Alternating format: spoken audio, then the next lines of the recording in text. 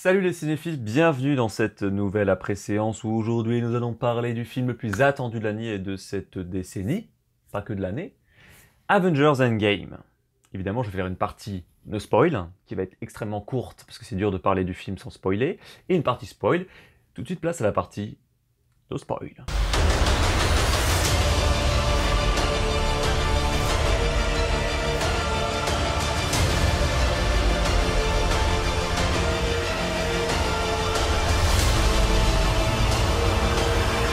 Tout d'abord, tous les personnages des films sont tous là. On a même un petit caméo de Stanley version jeune qui est assez drôle. Mais sinon, ils sont tous là. Tout le monde est là. Mais pas avec le même temps à l'écran. Les nouveaux personnages, par exemple, ou les personnages secondaires sont extrêmement sous-exploités. C'est plus les personnages principaux, comme les premiers Avengers, qui sont plus à l'écran, ce qui est plutôt logique. Évidemment, il faut avoir vu les 20 autres films pour comprendre. Quand même, quand Iron Man 1 est sorti, je l'ai vu en DVD. Parce que c'était il y a 11 ans. Et j'étais trop petit pour connaître ces films-là. C'est comme Iron Man 2, je l'ai vu aussi en DVD. Ouais. Ça remonte à loin quand même. Hein. Bah écoutez, les frères Russo, ils ont fait du bon taf, même s'il y a beaucoup d'incohérences et beaucoup de flou par rapport à certaines choses qui ne sont pas expliquées, parce que sinon ce serait trop long à expliquer tellement le film déjà dure 3 heures. Ça durerait encore plus longtemps. Des scènes dans la bande-annonce qui ne sont pas dans le film. J'ai été surpris par certaines choses, comme pas du tout par d'autres. Par contre, Captain Marvel, on la voit 10 minutes à tout casser dans le film. Hein. Un film juste avant sur elle, et on la voit si peu dans ce film. C'est un petit peu bizarre. Il y a aussi des personnages qui ont un petit peu changé mentalement, c'est plus trop les mêmes. Pas par rapport à ce qui s'est passé, mais juste le scénario les a modifiés. Ils agissent plus comme avant, ils sont plutôt plus trop pareils. Sinon, le film, j'ai passé un très bon moment devant. Maintenant, j'ai passé à la partie spoil.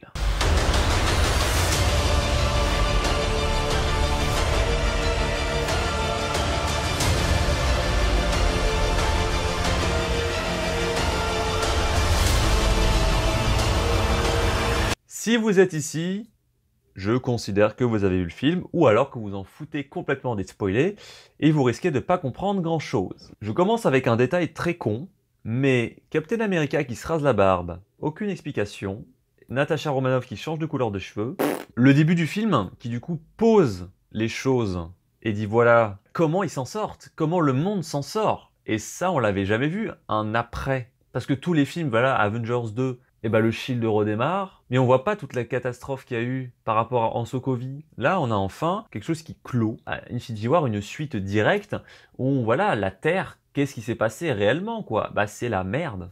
C'est clairement la merde. Banner, il contrôle Hulk maintenant, et du coup, il est tout habillé en Hulk. Par contre, c'est très bizarre parce que il ne fait rien, à part quand il retourne dans le passé et qu'il casse 2-3 trucs pour faire genre c'est Hulk.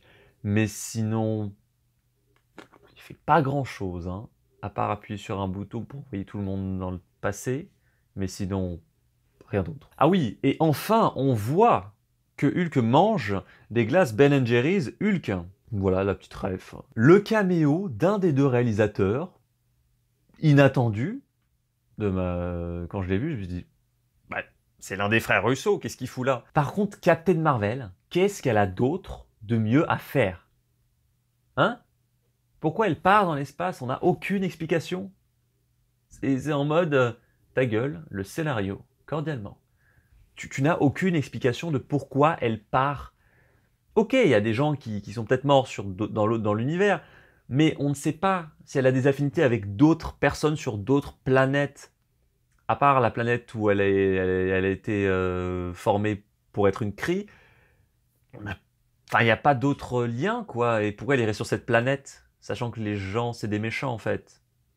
Donc je ne sais pas, je ne comprends pas l'histoire de pourquoi elle se barre, du coup c'est flou. Et du coup voilà, Captain Marvel qui est complètement cheaté et qui défonce le vaisseau de Thanos d'une simplicité, mais qui n'arrive pas à défoncer Thanos. Sauf à un moment quand il donne un coup de poing et elle bouge pas du tout, ce qui est assez drôle.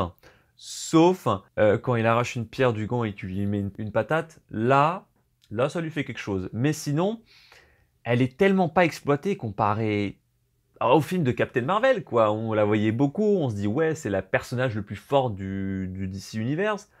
Du DC Universe, bien sûr, Théo. Du cinématique Marvel Universe. Et là, elle se bat, on la voit très peu, donc c'était façon, Captain Marvel n'était pas ouf hein, comme origin story, donc là, ça désamorçait énormément de trucs, vu qu'on la voyait peu, c'était un petit peu comme un pétard mouillé, quoi. Tu t'attends à ce qu'elle le défonce, au final, pas grand-chose. Même Captain America arrive mieux à le défoncer avec le marteau et le bouclier, quoi. Même s'il se fait défoncer après, c'est sûr. Mais c'était kiffant, voilà, de voir Captain America qui récupère le marteau de Thor, qui en est digne, parce que rappelez-vous, dans Avengers, l'ère du tronc, il arrive un tout petit peu à le soulever, quand tout le monde essaie de le soulever. Il arrive un tout petit peu, là il en est totalement digne. Et c'était plutôt kiffant de le voir le défoncer Thanos avec le marteau.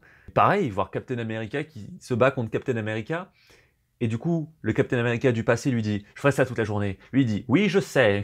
Parce que voilà, c'est lui. Quand il mate son propre cul. American ass. L'humour est toujours aussi présent dans le film, et ça fait plaisir. L'humour est de mieux en mieux géré dans les films Marvel, et là, bah, l'humour n'était jamais pompant ou de trop, il était vraiment juste. Et en parlant de justesse, les acteurs, ils se retenaient tous de jouer mieux que ça, j'avais l'impression, parce que certaines scènes qui pourraient être genre assez tristes et dures, et ben elles le sont beaucoup moins. Par exemple, quand Captain Marvel, le truc qui était totalement prévisible, quand elle va chercher et récupérer Nebula et Iron Man dans l'espace, et oui, elle arrive, et Tony, il arrive et il est complètement bouleversé, il est cassé physiquement comme mentalement. Et j'ai l'impression qu'il se retenait, quoi. On dirait que l'acteur, il donnait pas plus que ça. Et j'étais un peu sur ma faim, moi, pour les scènes émouvantes. Je trouvais ça un peu dommage, quoi. Je me dis, pourquoi vous jouez pas mieux que ça? Vous avez des acteurs qui savent très bien jouer, et vous les faites jouer que ça. Peut-être que c'était voulu, hein, mais c'était bizarre. Thor qui devient gros et alcoolique.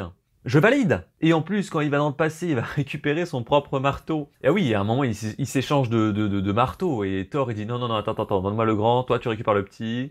Enfin, voilà, cet humour cocasse que tu ne peux pas voir dans d'autres films. DC Comics.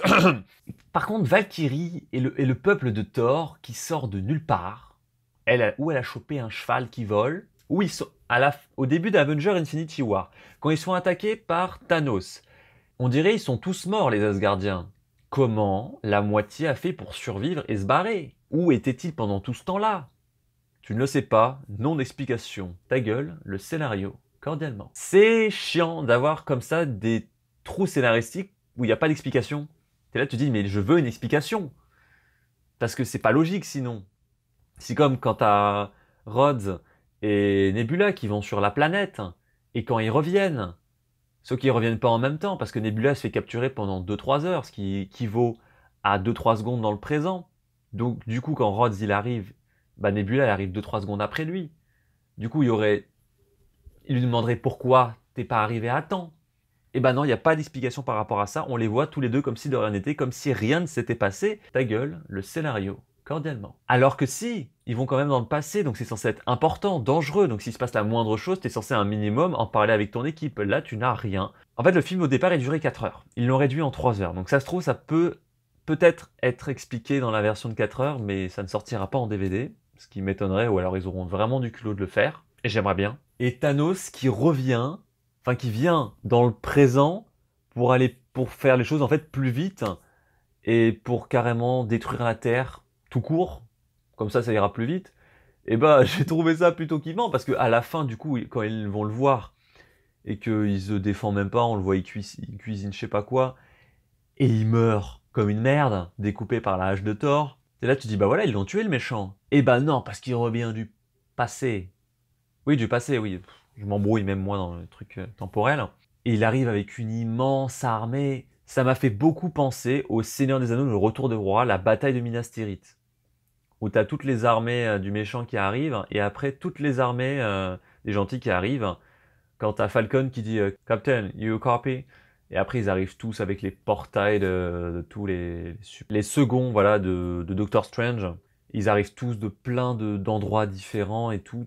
Et c'était kiffant. Là, tu te dis, tu vas avoir une grosse baston des familles. Et oui, tu l'as. Et ça fait du bien de voir ça. Et moi, bah, j'ai pas été sur ma faim, quoi. Juste, tu vois exactement tous les personnages de tous les films, mais tu les vois vraiment en quelques secondes, quoi, pour certains. Et j'ai trouvé ça dommage. Genre, par exemple, Black Panther, tu le vois, allez, 5 minutes. Et c'est que la baston finale que tu le vois 5 minutes. Et c'est ça que j'ai trouvé un peu frustrant, c'est de voir si peu de personnages longtemps à l'écran. J'aurais voulu voir plus. Il était trop court le film pour qu'on les voit beaucoup plus que ça. Et du coup, Captain America qui défonce Thanos, c'est jouissif. C'est tellement jouissif. Et je m'en remets pas, hein, je m'en remets pas de Captain America qui soulève le marteau et qui le défonce. Après voilà, on a aussi des scènes de Avengers 1 qui sont recyclées, comme pas mal de décors en fait des autres films qui sont recyclés. Des Gardiens de la Galaxie, de Doctor Strange. Du coup, tu te dis, ça fait des économies quand même pour le tournage, parce que aussi tu vois aussi des points de vue de scènes des films d'avant. Fin d'Avengers 1, quand ils sont tous devant Loki, tac, il y a le Shield qui débarque, qui embarque le Spectre, et Captain America qui se fait passer pour un infiltré d'Hydra. J'ai kiffé, j'ai trouvé ça, ça avait plutôt du culot. Ah, j'allais presque oublier, il y a une scène 100% féminisme. Oui, il y a du féminisme dans ce film. Bah, à un moment, t'as Wanda qui se bat contre Thanos, et elle galère un petit peu. Du coup, il y a toutes les autres nanas qui arrivent. Il y a un espèce de plan iconique où tu vois toutes les femmes, personnages principaux comme secondaires, pardon, qui sont là, et t'as un plan iconique, voilà, de toutes les nanas. Et t'as juste un plan comme ça. Et tu te dis, ouais, c'était obligé, si jamais, sinon le film, on va vous traiter de... J'ai pas le mot. De misogyne, hein, c'est ça? Et du coup, bah, c'était bizarre. Iron Man. La fin d'Iron Man, quand il meurt. Et bah, c'était prédit. Quand il dit « Je suis Iron Man » et il claque des doigts, c'est en référence au premier Iron Man, il dit « Je suis Iron Man ». Du coup, tu dis « C'est la fin pour lui ». Et en effet. Et à son enterrement, du coup, il y a tout le monde, il y a même Happy, son garde du corps. Franchement, Iron Man qui a besoin d'un garde du corps. Bizarre. Et sa fille ne reprendra pas le flambeau, hein, elle est trop petite. Hein. Par contre, lors de l'enterrement, il y avait un gosse qui était tout au fond à droite, qui était debout. Et au départ, je me dis, mais c'est qui ce mec? D'où il sort? Et j'ai dû me renseigner. Et en fait, c'est le gosse, le blondinet, dans Iron Man 3. Sauf que je me suis dit, non, ils ne le mettent pas là parce qu'il va reprendre le rôle d'Iron Man. Ce serait bizarre, non? Mais en tout cas, voilà. Iron Man est mort. Captain America est mort, Vision est mort, Loki n'est pas mort, vu qu'il s'est barré avec le Tesseract dans le passé. Ah oui, il va y avoir aussi une série sur Loki, je n'oublie pas de vous le dire. Du coup, c'est peut-être après ce moment-là que la série commencera, je ne sais pas du tout. Après, il va y avoir une série sur Falcon et The Winter Soldier, sur Wanda et sur Vision, que je ne regarderai pas évidemment. Avengers Endgame, et bah c'est pas vraiment la fin. C'est plutôt la fin du commencement. Un petit peu comme Star Wars 8. C'est bizarre, ça appartient à Disney aussi. Oui, je sais, je chipote. Pour moi, Avengers Endgame clôt cette saga qui a commencé il y a 11 ans. Et au final, bah non, ça ne fait que continuer. Du coup, bah moi je m'arrête là. Ah moi je vais arrêter, moi je regarde plus les autres films. Ah oui, non mais le prochain Spider-Man, j'irai pas le voir, parce que de 1, je n'aime pas le nouveau Spider-Man. Je l'aime clairement pas. Le Black Panther, je ne le regarderai pas non plus. Le Doctor Strange non plus. Les Gardiens de la Galaxie non plus. Ça m'intéresse pas en fait de les voir. Parce que Endgame, c'est fini, c'est la fin pour moi. Et j'irai pas les voir les autres. Sauf si on paye la place. J'irai pas les voir en tout cas. C'est l'une des sagas les plus... C'est la saga la plus rentable de l'histoire du cinéma. Donc, ils vont pas s'arrêter là, ça leur apporte tellement de thunes. Mais bon, le film est tellement complexe qu'il y a énormément de défauts, ce qui est logique, hein, comme Infinity War ou comme Avengers l'ère du Tron, comme plein d'autres films d'univers partagés, c'est toujours compliqué de tout adapter. Mais en tout cas, voilà, j'ai passé un très bon moment devant le film. Je vais aller le revoir pour avoir un avis un peu plus construit et pour avoir aussi prendre du recul et pour aussi choper un petit peu les détails et les faux raccords. Parce que j'adore faire ça. J'espère que cette après-séance vous aura plu. C'était le numéro 20. Et ne vous inquiétez pas, la vidéo des 100 abonnés sortira bientôt. Je ne sais pas quand, mais bientôt. Voilà. Donc je vous laisse. Je vous souhaite une bonne journée. Après-midi, soirée, souper, dîner. Violette Cachoun.